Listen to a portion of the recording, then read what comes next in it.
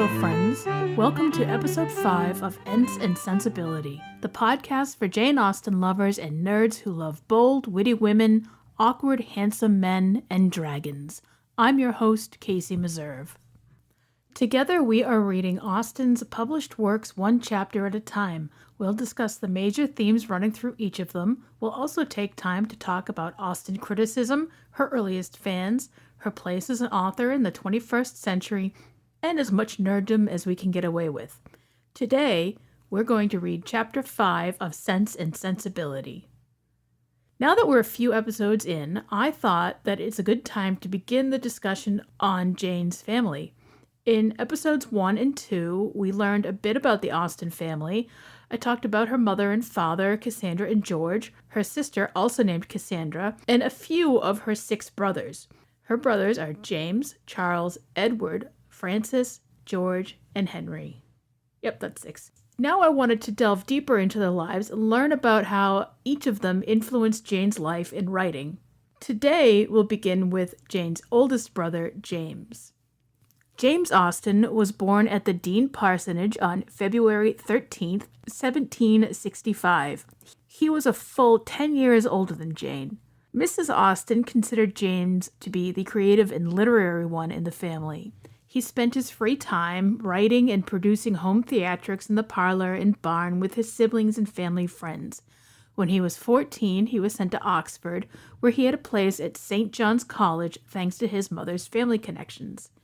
His parents intended for him to follow in his father's footsteps and become an Anglican minister.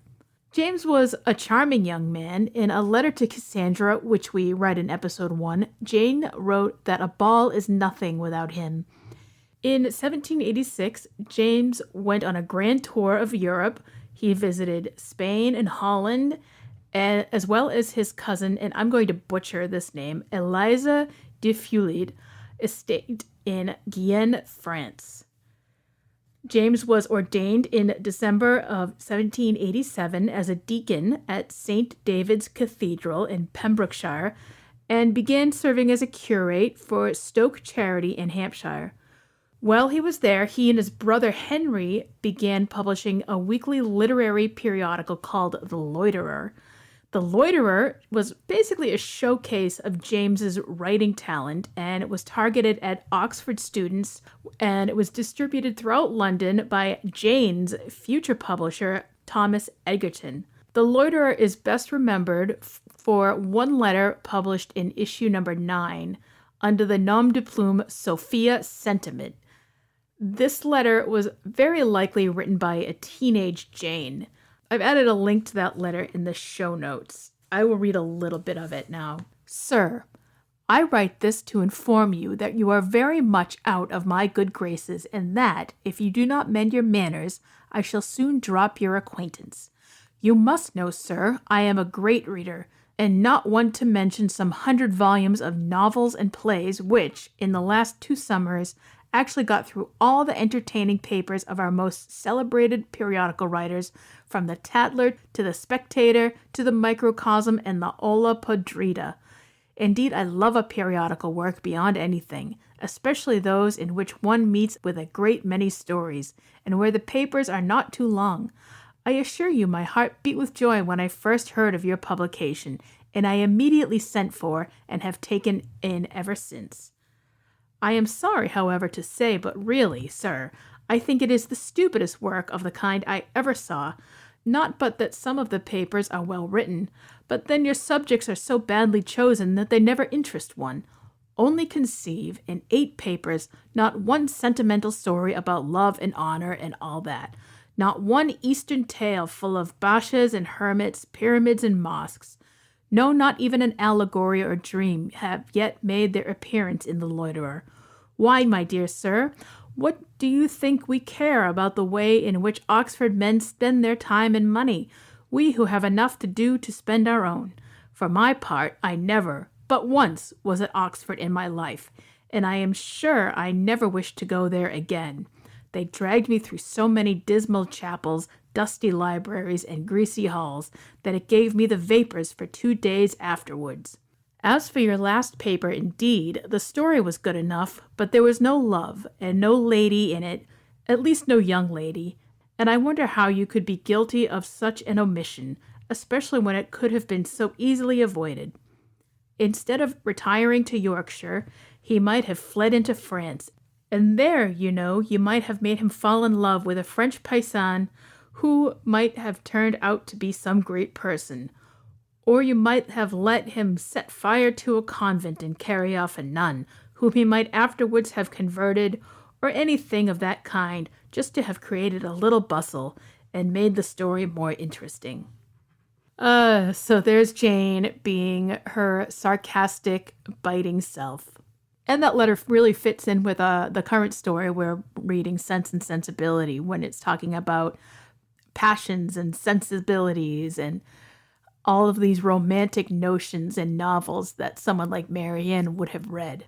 In the book Jane Austen at Home, which I have quoted from before, but it is so good, I definitely recommend this book, Lucy Worsley writes that Jane's relationship with James was slightly vexed. Everyone thought that he was the most literary member of the family, a composer of essays and poetry, and this persisted even after his sister became published. In this role of the family's author, he is often given credit for having encouraged and inspired his sister as a writer. Worsley conjectures that James may have been jealous of his sister's success as a published author, but that Jane continued to work hard to ensure she couldn't be criticized for shirking her most important lady duties, whatever those may be. Interestingly, though, James claimed not to like novels and wrote diatribes against them, even after his sister was published. But this opinion wasn't unusual in Georgian and Regency England, as novels were considered feminine and potentially degrading. So think about that when you hear Henry Tilney's opinion of how wonderful novels are in Northanger Abbey. In 1792, as a curate in Overton, the next parish over from his father's parish, James met and married Anne Matthew, an heiress whose father, General Edward Matthew, may have been the source for the snobby and pretentious General Tilney in Northanger Abbey. Anne and James had one daughter named Jane, but Anne died unexpectedly in 1795. James married again in 1797 to Mary Lloyd, the sister of Jane's BFF, Martha Lloyd, but not before he considered marrying his widowed cousin Eliza. James and Mary had 2 children, a boy named James Edward and a girl named Caroline. James Edward Austen grew up to be his aunt's first biographer. In 1801, when their father retired and moved his wife and daughters to Bath, James became the rector of Steventon and moved his family into the rectory. Now, the life of a country rector was very different from the wild times of his youth in Oxford, but it is said that he enjoyed his library in the woods around the rectory. After Mr. Austen died, James was the first brother to offer his mother and sister £50 a year to support them. When Jane, Cassandra, and their mother later moved to Southampton, James and the family visited quite often. After one of their holiday get-togethers, Jane noticed a change in their brother. The company of so good and clever a man ought to be gratifying in itself, but his chat seems all forced, his opinions on many points too much copied from his wife. In 1808, James earned about £1,100 a year, which is really good for a curate, and was able to own and care for 3 riding horses. As he grew older, he had fits of melancholy and sadness, what we today would probably call depression, and this became even more pronounced as he aged. James suffered from digestive problems and possibly gout for many years, and he was actually too ill to attend Jane's funeral at Winchester Cathedral, but he did write a poetic obituary for her. But to her family alone, her real and genuine worth was known. Yes, they whose lot it was to prove her sisterly, her filial love, they saw her ready still to share the labors of domestic care. It doesn't mention Jane's books or her writing, her personality, nothing. Just that she was always ready to share the labors of domestic care. It's So maybe James was a little jealous of Jane's success when his own writing career never really went anywhere. But this really does show that the family believed that Jane's worth was centered in the domestic sphere. James didn't outlive his sister by long, and he died December 13th, 1819, at the age of 54. Now let's get back to the book. Last episode, Eleanor and Marianne were discussing Edward's attractiveness and traits. Eleanor popped the marriage balloon, much to Marianne's and her mother's disappointment, and voiced her doubts about Edward's attraction to her. Fanny discovered this mutual attraction and takes the first opportunity to tell Mrs. Dashwood about her mother's great expectations for Edward and how a poor girl who attempts to draw him in would be very unwelcome.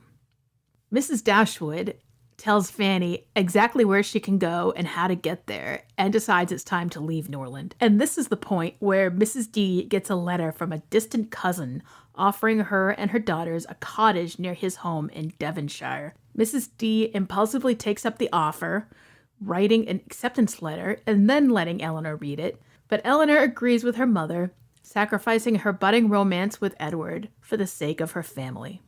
Now on to Chapter 5.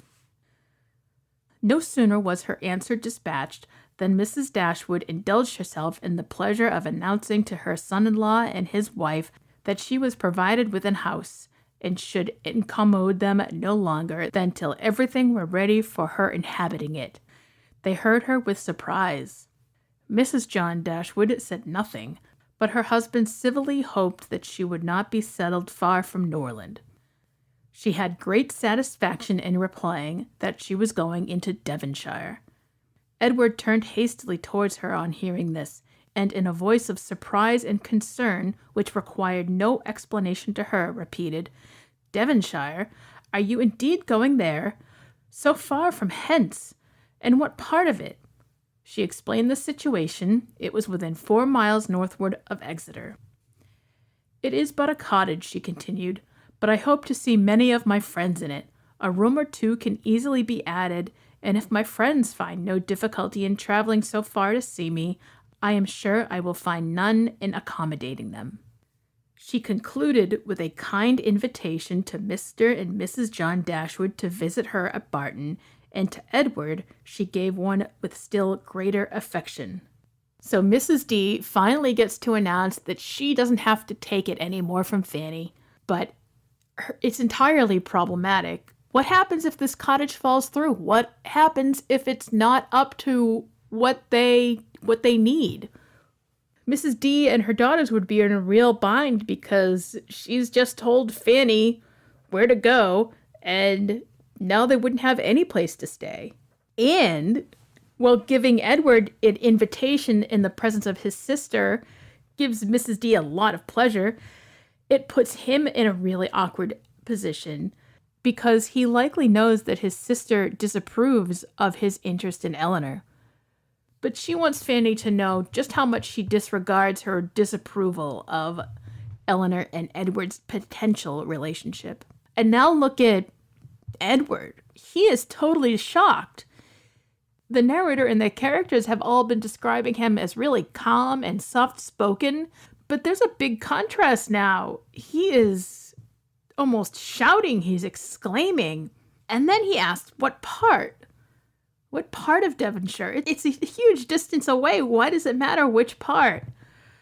It doesn't really make a difference in his separation from Eleanor.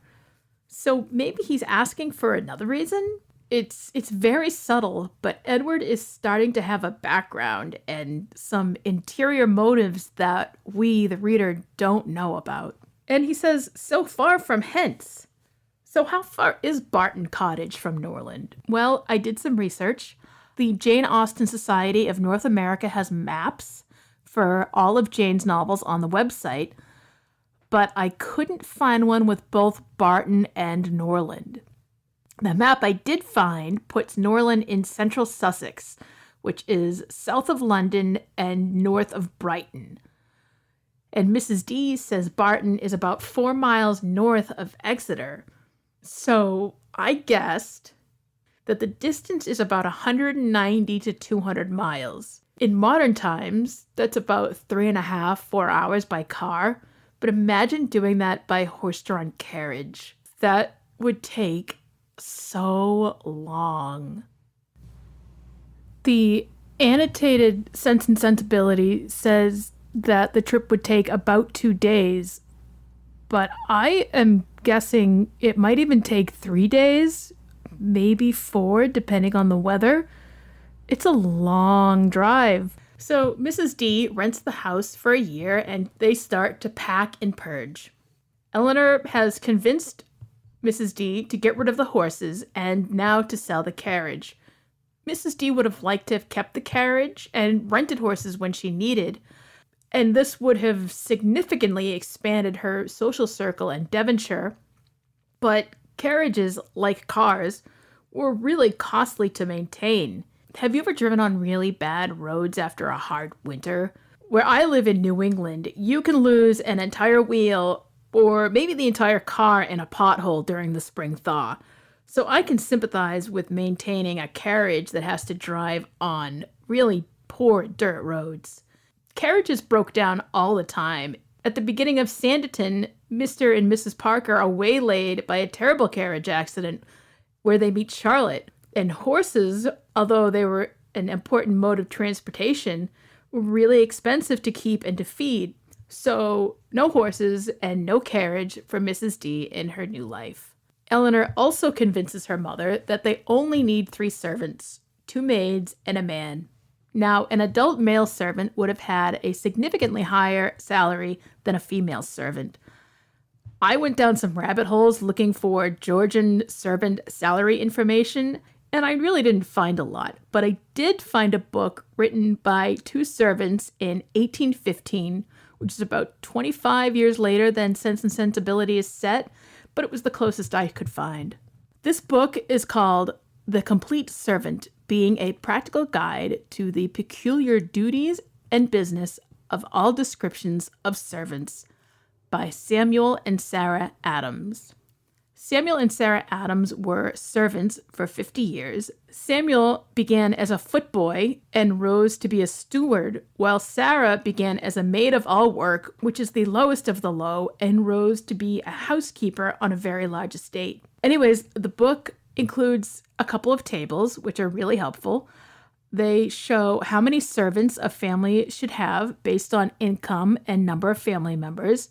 And according to this book, a widow with 3 children earning £500 a year, which is what Mrs. D has, should have 3 maids and a boy, which is pretty close to what Eleanor and Mrs. D agree to.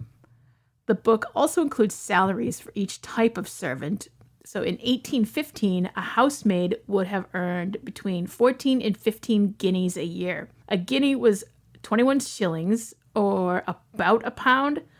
A footman would have earned between 20 and 24 guineas a year, but if he was hired as a butler, he could have earned up to 50 guineas a year. So these 3 are shipped off to Devonshire, and they must have really liked Mrs. D to be willing to leave Norland, where all their friends and all of their families probably were. They went there well ahead of the family to unpack the possessions and prep the house for the Dashwoods' arrival.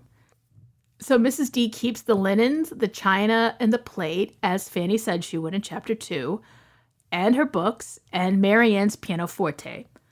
Pianoforte is actually the full name of the instrument. It means loud soft because a piano can be played loudly and softly. And Fanny, of course, is very upset that a poor family like the Dashwoods have anything that she might covet, such as Marianne's piano. And what about John's promise to help the family when they move? This is what he had negotiated himself down to. He went from offering them £3,000 to helping them move. But, even that would have been hugely helpful because he probably has wagons and carts, and he could have offered their use to Mrs. D. That would have been really helpful for such a long journey. Mr. John Dashwood told his mother again and again how exceedingly sorry he was that she had taken an house at such a distance from Norland as to prevent his being of any service to her in removing her furniture. He really felt conscientiously vexed on the occasion. for the very exertion to which he had limited the performance of his promise to his father was by this arrangement rendered impractical. The furniture was all sent round by water, so John's not going to help her move. At least he feels guilty about not helping, but he's not making any attempt to offer any other form of assistance, so he's still not looking good. Now, all of the furniture was sent round by water, and this would have been a lot cheaper than overland transportation. And since both Sussex and Devonshire are on the southern coast of England, it's really not a long journey by boat. So now everything is shipped. The house is already furnished. She doesn't have anything to wait for. She can take it immediately. And the Dashwood women are ready to go. So let's get to those awkward goodbyes. Her eagerness to be gone from Norland was preserved from diminution by the evident satisfaction of her daughter-in-law in the prospect of her removal. A satisfaction which was but feebly attempted to be concealed under a cold invitation to her to defer her departure. Now was the time when her son-in-law's promise to his father might with particular propriety be fulfilled. Since he had neglected to do it on first coming to the estate, their quitting his house might be looked on as the most suitable period for its accomplishment. But Mrs. Dashwood began shortly to give over every hope of the kind, and to be convinced from the general drift of his discourse that his assistance extended no farther than their maintenance for 6 months at Norland.